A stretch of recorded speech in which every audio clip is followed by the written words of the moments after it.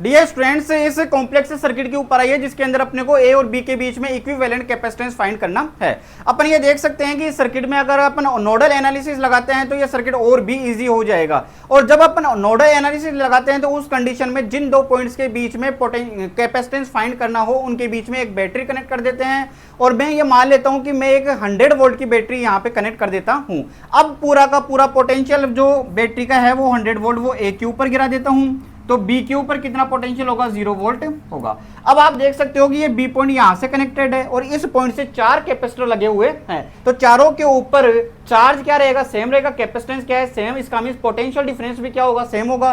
तो मैं इस पॉइंट पे भी पोटेंशियल एक्स मान लेता हूं, यहां इस पर भी एक्स मान लेता हूं, यहां इस पॉइंट पर भी x होगा और यहां पर भी कितना होगा, x होगा।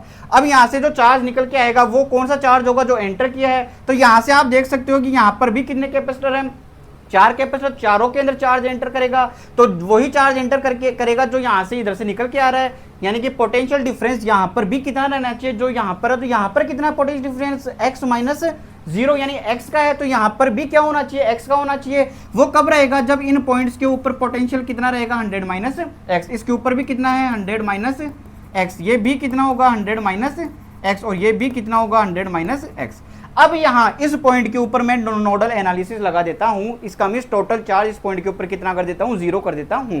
तब आप यहां से देख सकते हो कि एक तो इधर ब्रांच जा रही है, एक ये वाली, एक ये और एक ये, टोटल 4 ब्रांच है। यहां के लिए पोटेंशियल डिफरेंस सेम है, यहां के लिए पोटेंशियल डिफरेंस सेम है, तो इन दोनों के अंदर कोई चार्ज फ्लो नहीं होगा।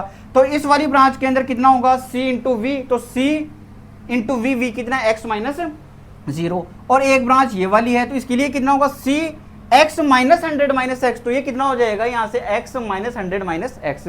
तो यहाँ x की वैल्यू निकल के आती है 100/3। अब मैं a और b के बीच में कैपेसिटेंस कैसे निकालूंगा, total charge upon total potential. तो टोटल चार्ज कितना होगा, यहाँ से देख सकते हो कितना निकल के आ रहा है, चारों से x c इंटू एक्स, तो कितना होगा यहाँ से 4cx, इसका भी cx, इसका भी cx, ये भी cx, ये भी cx, तो 4cx। टोटल पोटेंशियल कितना हुआ, 100 हुआ। तो यहाँ x की वैल्यू पुटअप करने पर अपने पास में कैपेसिटेंस निकल के आती है 4c/3।